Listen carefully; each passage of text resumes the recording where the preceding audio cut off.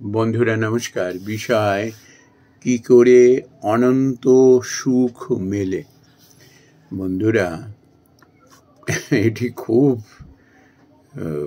কঠিন কথা। সুখ আবার একটু আধ নয়, অনন্ত। এমন মানুষ খুঁজে পাওয়া খুব মুশকিল। আবার এও ঠিক যে অনন্ত সুখ পেতে গেলে যে অনেক জ্ঞানের অধিকারী হতে হবে, পণ্ডিত হতে হবে, খুব সাধনকারী হতে হবে, এরমও নয়।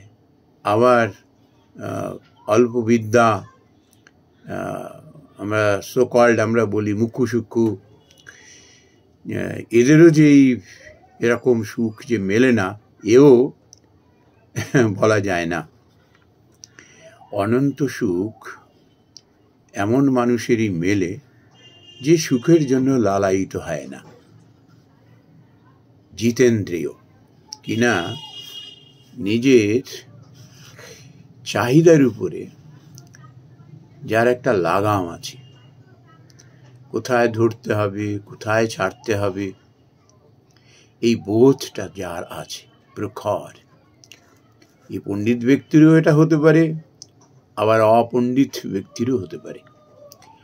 যে যেভাবে এটি জীবনে সুশিক্ষা লাভ করে, সৎসঙ্গের আওতায় এসে কিংবা ভালো মানুষের সংস্পর্শে এলো, বা সে হয়তো এমন একটা পরিবারে জন্মেছে যে সমস্ত মানুষগুলো সংস্কারী। মূল কথা ওই যে অনন্ত সুখ পাওয়া যায়, এমন ব্যক্তিও আছেন।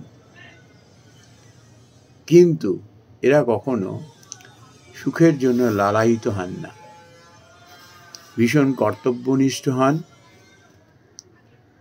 কর্তব্য বোধে সে সংসারের কাজ করে যায়, ফলের আশা সে করে না, তার বদলে তার কাজের মধ্যে থাকে নিষ্ঠা। এখন প্রশ্ন হলো যে কিভাবে এই সুখ লাভ করা যায়। সে পড়াশোনা জানালা লোক হলো বা না হলো, এই সুখের সন্ধান কি করে পাওয়া যায়,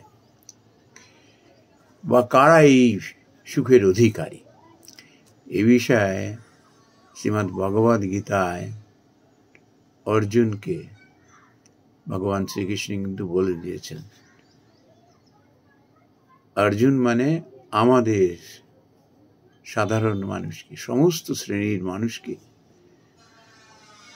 ভগবান শ্রীকৃষ্ণ এই উপদেশ দিয়ে গেছেন। তিনি বলেছেন এরকম, যৎ তৎ অগ্রে বিষম ইব পরিণামে অমৃতপমম। পরিণামে অমৃতপমম তৎ সুখং সাত্বিকং প্রত্যম আত্মবুদ্ধি প্রসাদজম। এই যারা নাকি অনন্ত সুখের অধিকারী হন, এই সুখটাকে বলা হয়েছে সাত্বিক সুখ। এখন কিভাবে এই সুখের চেহারাটা কিরকম, কারা এটি লাভ করতে পারেন অনন্ত সুখ জীবনে। তৎ অগ্রে, এই সুখগুলোর লক্ষণ কিরকম, প্রথমে কি হবে, বিষম ইব, প্রথমে কিন্তু বিষের মতো লাগবে। আর কি হবে, পরিণামে অমৃতপমম, আর পরিণামে এর ফল হলো অমৃত, নেকটার। প্রথমে পয়জন মনে হবে, পরে সেটি কিন্তু বোঝা যাবে, আরে বাবা প্রথমে তো এটা পয়জন ভেবেছিলাম, বিষ ভেবেছিলাম, এখন তো দেখছি অমৃত। আতঃ এই জন্য ইয়ৎ आत्मबुद्धि प्रसादजम सुखम सुख তৎ সাত্বিকম। বলছে সাত্বিক সুখ এটাকে বলে, অনন্ত সুখকে সাত্বিক সুখ বলে। এই সুখের লক্ষণ হলো প্রথমে কিন্তু তোমার কাছে বিষের মতো লাগবে, পরে কিন্তু তুমি বুঝবে সেটা বিষ নয়, অমৃত। আসলে কি আমাদের যে ইন্টেলেক্ট, জ্ঞান, সেটি যতদিন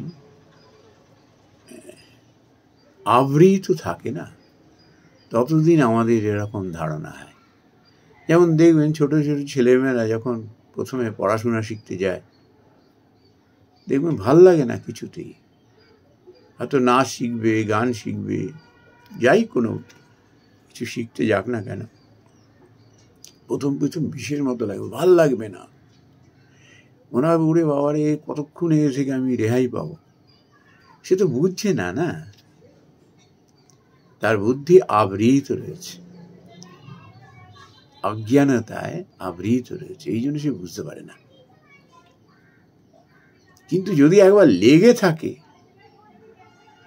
যখন সে সফল হবে, যখন সে প্রকৃত জ্ঞান অর্জন করবে, যে বিষয়টি নিয়ে সে সাধন করছিল সেই বিষয়ের উপর যখন তার বুৎপত্তি আসবে, তার যখন সেই বিষয়টির উপর দখল আসবে, তখন আনন্দই আনন্দ। লেগে থাকা, এর মধ্যে কতগুলো জিনিস আছে এইভাবে লেগে থাকার পেছনে। আত্মসংযম আছে, নিষ্ঠা আছে, নিঃস্বার্থপরতা আছে, ভালোবাসা আছে। এই কতগুলো গুণ এর মধ্যে। লেগে থাকার পেছনে এই কতগুলো জিনিস আছে। যে লেগে থাকতে পারে সেই জয়ী হয়। এই বুদ্ধিটাকে কারা সানিয়ে দেয়? বুদ্ধির উপরে যে ময়লা জমে থাকে, যেমন দেখবেন যতক্ষণ জল সেই কর্দমাক্ত থাকে, চঞ্চল থাকে, ততক্ষণ পর্যন্ত নিজেকে ভালো করে দেখা যায় না, নিজের ইমেজকে, প্রতিবিম্ব। যেই আস্তে আস্তে কাদাগুলো থিতিয়ে পড়ল, আন্দোলন জলের চলে গেল, শান্ত হলো, তখন নিজের মুখটি পরিষ্কারভাবে দেখা যায়। তো এই জন্য ছোট ছোট ছেলে মেয়েদের যখন প্রথম এই সাধন পথে যখন তাদের নিয়ে যাওয়া হয়, যদি তাদের এইভাবে ধীরে ধীরে বিষয়ের উপরে যখন তাদের প্রেম, ভালোবাসা, ভক্তি আনা যায়, শ্রদ্ধাবান লভতে জ্ঞানম, শ্রদ্ধাটুকু আনা যায়, ভক্তি আনা যায়, তখন সে জ্ঞান লাভ করবেই করবে। তখন সে বুঝতে পারবে, হ্যাঁ, শুরুতে এটা মনে হচ্ছে এরকম বিষ, পরে কিন্তু অমৃত স্বরূপ হয়ে আমার কাছে আসবে। এই সাত্বিক সুখ, এই অনন্ত সুখ আমরা চাই। এবার প্রশ্ন হলো, আমাদের প্রথমেই একটা ভালো জিনিস আনতে গেলে না কতগুলো খারাপ জিনিসও কাউন্টার করতে থাকে, ভালো জিনিসের দিকে যেতে দেয় না। যেমন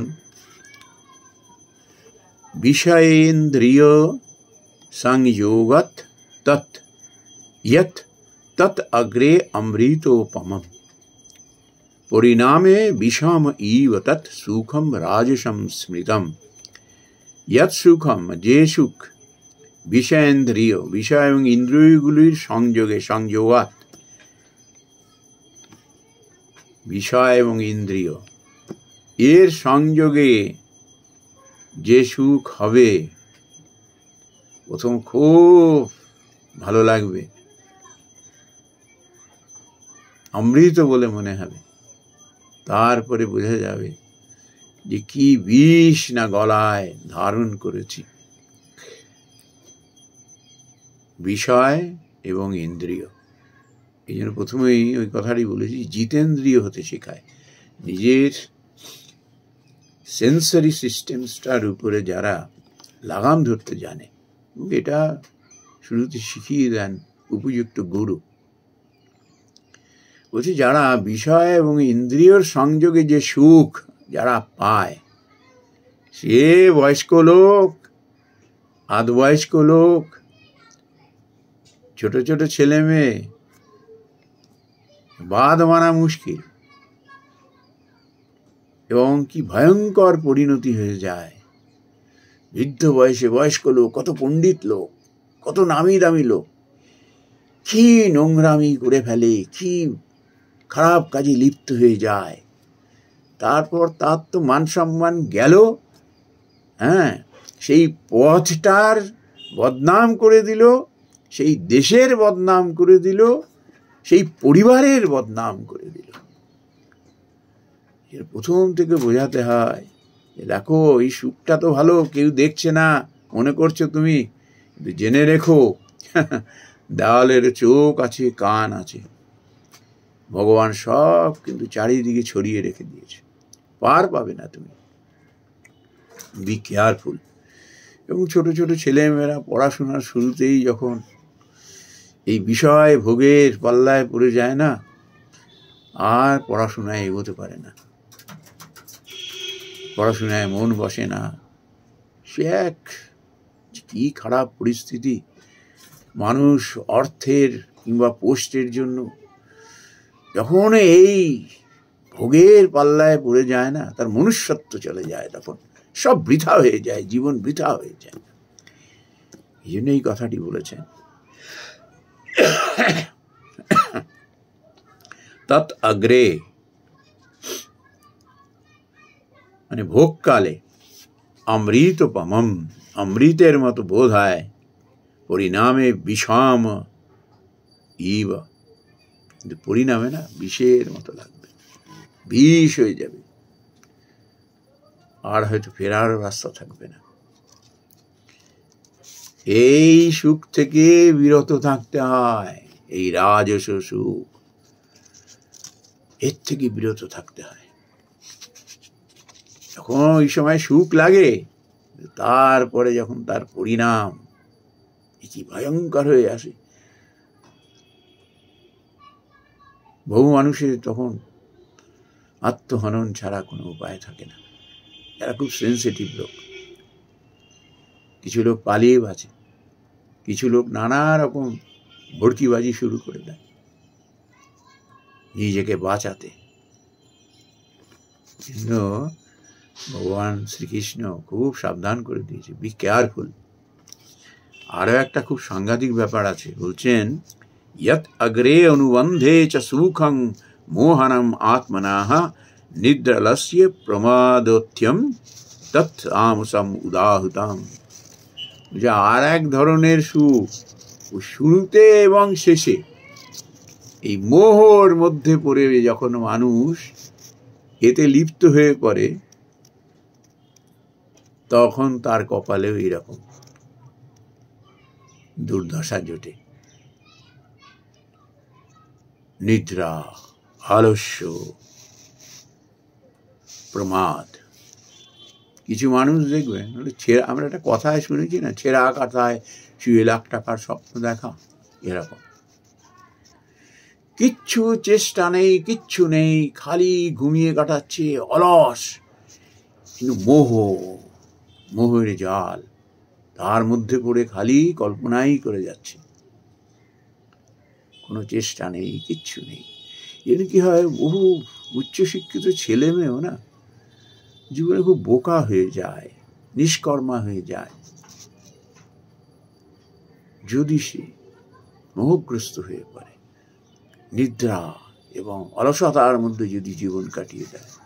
আবার কিছু মানুষ হয়তো নাম যশ পেয়ে গেল, অর্থ এসে গেল, ব্যাস অনেক হয়েছে, এবারে আরাম করি, সুখ করি, পথভ্রষ্ট হয়ে পড়ে। তখন তারা মোহগ্রস্ত হয়ে পড়ে, অবৈধ নিষিদ্ধ জিনিস যেগুলো, সেগুলো করতে থাকে। আবার কেউ কেউ নাম যশ অর্থের পেছনে দৌড়াতে থাকে, কোথায় যে থামতে হবে সে বুঝতে পারে না, মোহগ্রস্ত কিনা।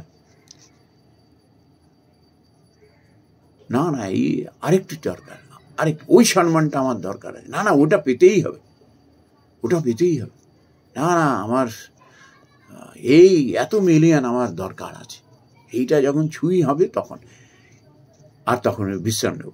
বিশ্রাম আর না হয় না, এই মোহগ্রস্ত হয়ে না নাম যশ অর্থের পেছনে দৌড় থেকে থাকে, জীবনকে বড় দুর্দশাগ্রস্ত করে তোলে। এই সুখের পেছনে দৌড়িয়ে মানুষ। এই জন্য আমি কনক্লুশনে শ্রী রামকৃষ্ণ পরমহংসদেবের একটি কথা আমি উল্লেখ করতে চাই। তিনি গৃহস্থদের আমাদের উপদেশ দিয়ে বলেছেন যে দেখো, তুমি শুরু থেকেই না যদি এক হাতে ভগবানকে ধরো আর এক হাতে তোমার সংসারকে ধরো এবং কাজ করতে থাকো না, তুমি দেখবে তোমার মানে বিপথে তোমার পা পড়বে না, বেচালে পা তোমার পড়বে না। তাকে ধরে থাকো আর সব সময় তার কাছে প্রার্থনা করতে থাকো, ঠাকুর তুমি তোমায় কৃপা করে এই সব কিছু দিচ্ছ, তো তুমিই করাচ্ছ, I am nothing but instrument, তুমি যেরম বাজাচ্ছ আমি সেরম বাজছি, আমি তোমার কর্ম মনে করে আমি সব কিছু করছি। স্বামী বিবেকানন্দ বলেছেন না, হি লিডস মি, ভগবানকে বলছেন he leads me, I follow him. ভগবান আমাকে দিয়ে যেরকম কাজ করাচ্ছেন আমি সেরকম করছি। এক হাতে ভগবানকে ধরো, এক হাতে সংসারকে ধরো, তখন আর তোমার বেচালে পা পড়বে না। তারপর আবারও বলছেন, যখন দেখবে সংসারের কাজ শেষ হয়ে যাবে তখন দু হাতে ভগবানকে ধরো। কেননা আমাদের তো রিস্ক আছে না, এই নাম যশ এই মোহর পাল্লায় পড়ে আমরা যে কখন যে বেচাল হয়ে যাই তার ঠিক নেই। বৃদ্ধ বয়সেও যে সময় আমাদের বানপ্রস্থে যাওয়ার কথা তা আমরা যাই না, বুদ্ধি বিভ্রম হয়ে যায়, বুদ্ধি বিভ্রাট হয়ে যায়। মানে বলছে, আগে যেমন বলছিলাম না যে আমরা ভুলে যাই, কোথায় ধরবো কোথায় ছাড়বো ভুলে যাই। ঠাকুর বলছেন, যখন তোমার সংসারের কর্ম শেষ হয়ে যাবে দু হাতে আমাকে ধরো, তখন তুমি এই সাত্ত্বিক সুখ পাবে। তখন দেখবে তুমি দেশের জন্য দশের জন্য কত যে কি করেছো তুমি সব ভুলে গেছো। You have taken a retirement on superannuation. ভুলে যাও তুমি কি করেছো না করেছো। কত লোক তোমার দ্বারা উপকৃত হয়েছে, দেশ কত তোমার দ্বারা কন্ট্রিবিউটেড হয়েছে, উপকৃত হয়েছে। You forget all this things. যদি এগুলো তোমার মনের মধ্যে একবার ঢুকে যায় তুমি ঈশ্বরে মন দিতে পারবে না। ঈশ্বরে মন দেওয়া মানে কি? তার প্রতি কৃতজ্ঞতা বোধ। কত মানুষ রয়েছে, কোটি কোটি দুনিয়ায় মানুষ রয়েছে, তার মধ্যে তুমি আমাকে একটা সুযোগ দিয়েছো তোমার কাজ করবার। হে প্রভু, যখন দেখবেন মানুষ রিটায়ারমেন্ট করে না, ইটস এ রিয়েলি অ্যাচিভমেন্ট। একটা মানুষ সুস্থ সক্ষমভাবে তার চাকরি জীবন শেষ করা, পরিসমাপ্তি করা, it's a great achievement of a person. ওই জন্য আমরা বলি না অভিনন্দন, সকলের কপালে এটা হয় না। তো বলছেন যে ঠাকুর তুমি আমাকে এগুলো করিয়েছো, আমাকে সমস্ত রকম তুমি সহযোগিতা করেছো এই কার্য সম্পাদনের জন্য। ব্যাস এবার তোমার শরণ নিলাম, আর কিছু চাই না, আমার কাজ শেষ। মানুষ হয়তো তার কথা চিন্তা করছে, কত প্রেজ করছে তাকে, আহা এই মানুষটি যতদিন ছিলেন কি উন্নতি না দেশের হয়েছে, মানুষের কি যে কল্যাণ হয়েছে। তিনি সরে গেলেন। তার সময় হয়েছে না বানপ্রস্থে যাওয়ার। এবার ঈশ্বরকে নিয়ে, ভগবানকে নিয়ে থাকতে হবে। প্রত্যেকটার এক একটা ডিউরেশন আছে। এই জন্য ঠাকুর ওই কথা বলেছেন, সংসারের কাজ যখন শেষ হয়ে যাবে 2 হাতে তাকে ধরো। যে সুখের অধিকারী তুমি হয়েছ, সুখ মানে অন্যে সুখ পেয়েছে, অন্যে আনন্দ পেয়েছে, সেটা তোমার কখনো মানসিক শান্তি নষ্ট করেনি। তুমি পরমানন্দে তোমার কর্তব্য কাজ করে গেছো। এবার তুমি ভগবানের চরণ তলে তুমি বিশ্রাম নিতে চাও মহা আনন্দে। এই হলো সাত্ত্বিক সুখ।